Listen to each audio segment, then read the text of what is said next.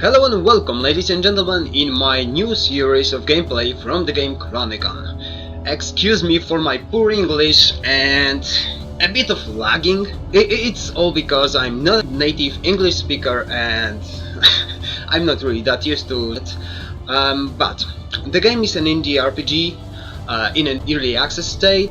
It is made by one guy, Squarebit, and great thanks to him for bringing this game to us with the use of Game Maker Studio. It's an action RPG. I had a great time playing it. I spent a lot of time with this game so far, which you can see here. Van Helle isn't my character, it's my friend. But yeah, my favorite Warlock and my Telia sum up to around 100 gameplay hours, so yeah. I have the least experience with Berserker, and that will be my character that I will be making for the sake of this gameplay video. Maybe first, something about the classes that are available. There are 4 classes in total, as you can see: Warlock, Warden, Berserker and Templar. So yeah, every character has 4 skill trees and 1 mastery tree. Skill trees are all related to an element of some sort. As you can see, elements for Templar are physical, holy, fire and lightning, and this is the most tanky character of them all. I had a really hard time dying as Templar, really. She is tanky as hell. Berserker, he is the highest mobility probably of them all. One of the highest offenses, but not as tanky as the rest of them, maybe aside from Warlock. The elements are physical, fire, frost and lightning. I think there's nothing more to add. Warden is a ranged class archer girl with good offense and, as you can see, great ranged ability and mobility, but her defenses are low. She relies on dodge to avoid enemy attacks, can summon some helpers, some companions to the fight, and aid herself with skills from elements of physical, which are just archer skills, poison, frost and lightning. Last but not least, there's Warlock, who has the highest offense ability in the game. He is a destruction incarnate, really. Ranged ability is also very high. His ability to survive enemy attacks isn't that good. Also, he has to rely on his dodge a bit, alongside the Warden class. This is the one of 2 classes that has the dodge mechanic. He uses elements of shadow, fire, frost and poison to deal with his enemies, and can summon multiple companions to aid him in battle. So yeah, let's start by creating a Berserker class. I like to name my characters myself, but let's see what we can get. Hardcore. Wow, bro boarding. The names are kind of funny.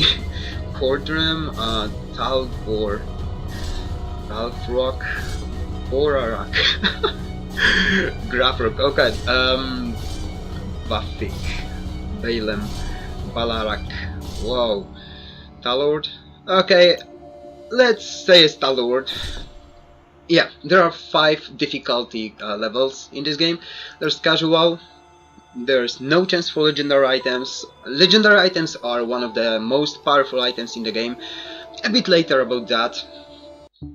Enemies on casual are easier to kill, but give you less items, less experience and less currency, less crystals. This is the currency in this game. Normally it's a typical experience for a new character. Veteran is for a character that has amassed some amount of experience, because enemies are noticeably stronger and hit harder. That hurts a lot. Also, the resistances are lowered by 10%, but as an additional benefit we get 30% more magic finding, So there are more magic items, more crystals found, 20%, and as I said before, this is the currency in this game, and 15% more experience gained from killing enemies. The next difficulty level is Heroic. This is really much harder than Veteran. The resistance drop isn't that much higher than on Veteran, it's just 5% more. Gives additional 50% magic finding, additional 40% crystals found, and another 25% experience gained. Yeah, this is the level of difficulty that gives really nice awards for kill streaks. Dealing damage to an enemy or killing another enemy resets the cooldown for the kill streak to run out. So that mechanic is also great. I love it. It's very helpful in the end game to gain some additional levels, as the maximum level of the character here is 100. The hardest difficulty is Legendary. This is the only difficulty level that true legendary items will drop, but it requires your character to be level 100. So, to see your first true legendary, you have to be max level. No way around that. Also, your resistances drop by 25%, it's a lot, really. Your magic find goes up by 200%, that makes the drop shine. 150% more crystals found, you can amass a small fortune here, and 100% additional experience gain. This is huge. Just as the experience you gain from kill streaks, but to get to the legendary difficulty you will have to be very well equipped. So without further ado, we will start the game. We are now in Chronicon, as you can see in the top right corner of the screen. Normal, there's also a version.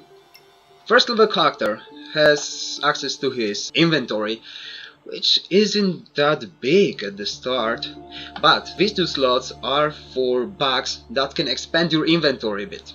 The maximum number of slots I think is 40, with 2 legendary bags. I have them in shared stash, but I won't use them. Items from the shared stash will be used, all will be self-found, self-dropped, and self-enchanted.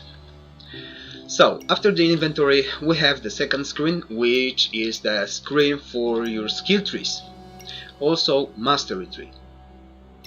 Every skill tree is divided to active skills, these pluses here. Each active skill has at least 2 options. Every time you will build the same character, that character doesn't have to be exactly the same. You have a lot of options. Thanks to that, the slots have few options. That's one great thing.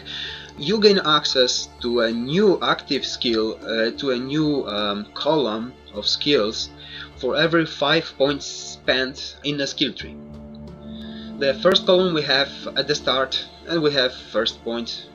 At the 5th level, we gain access to the second column, and so on and so forth. The last active skill is Ultimate, and you can have only one. No matter how many can you afford from different skill trees, you can have only one ultimate skill active. So yeah, there are 4 skill trees and the mastery tree. The mastery tree holds more of passive effects that affect your other skills or abilities or stats. You name it, you have it.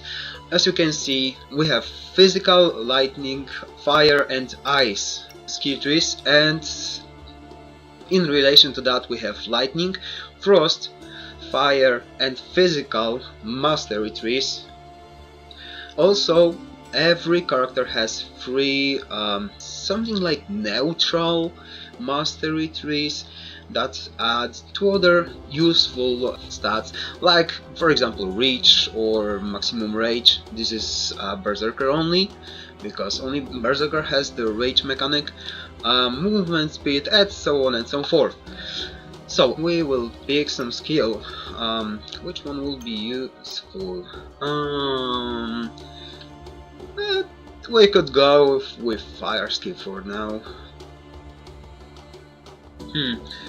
Okay. I think this will work. Okay, that was a mistake. First skill, I don't really advise setting a primary attack until you take the corresponding passive to lower the mana costs by 100%. Then it can become your default attack. As you can see, with Burning Wrath, this skill should replace the default attack. Okay, we have our first skill, which is short ranged and has a problem of or not. It doesn't have a problem of attacking enemies in front of us. So we have three people we can talk to. Four, but Sarek doesn't have anything to say yet. He's just a merchant. One tip for later: every 10 levels, so level 1, level 10, level 20, and so on and so forth, Sarek will hold a new tier of potions. I'd suggest selling all your old potions and buying the new tier. This makes a difference, really. The new potions really heal a lot more. There are also things like Scroll of Return that let you create a portal, just like in Diablo games, that connect you to the Chronicon, to your hub. There are also elixirs of mind and mastery. These two lets you explore your character in a new way because it lets you respec. Resets all your skill points and resets all your mastery points. You got bored with your build? Respec. Just make another build with another itemization, no problem at all. And it comes at a very low cost. 67 crystals. It's like nothing. Okay, so we have starting unique accessory. Heart of the Supporter. As you can see, early access special item. That's what I will do. Equip this item. Sell my old cloak, which isn't really that great. So, Tarot is a girl with gambling. If any of you have played Diablo, in Diablo 2 there was Gid, in Diablo 3 there was Kadala. It works in the same way. Hi there, welcome to the Chronicon. Always good to have a new face around here. What do? Well, I sell some of the most valuable equipment, if you have the crystals to afford it, that is. But I don't sell to just anyone who walks in here. Yeah, that's the catch. Get some combat experience and then come back to me and we'll talk. The catch is you have to be level 10 to start gambling. Also, after the skill tree, there's a quest log. I should visit Tarot in the Chronicon when I've got some more experience. It nets a little experience and some crystals, but the main reward for this quest is ability to gamble. We have Chanty, the Enchanter. This is more like late game or end game mechanic. It will be useful later. Quest started Missing Codex. Hi, I'm the Enchanter. I can enchant your equipment with magical properties, or rather, I used to be able to do so, but I wore out my Enchanter's Codex. One day, it just fizzled and disappeared. Weird how the Chronicon works with stuff you bring back from inside, huh? Anyway, if you ever get your hands on a new one, please come see me. Throughout the first act of the game, you can't use the de-enchanting services. And there is Corem. Greetings, champion! Speak with me to get started. Corem, Master of Trials. Act 1, The Fallen Temple. The Temple of Life was once one of the greatest temples in existence. It was dedicated to Aila, the goddess of life, and her devout servants lived within the great walls. People would come from faraway lands to make offerings of food, poetry and gold in return for a healthy and long life. Soon, however, people who made offerings would begin to fare ill. They thought they had somehow angered or wronged the goddess, so High Priestess Medela went into deep prayer to console the goddess. It was revealed to her that the illness was not the work of the goddess but rather a cursed object which had been placed among the offerings. It was a highly potent magical object, and Medela was tasked in good faith to find and purify this unholy device.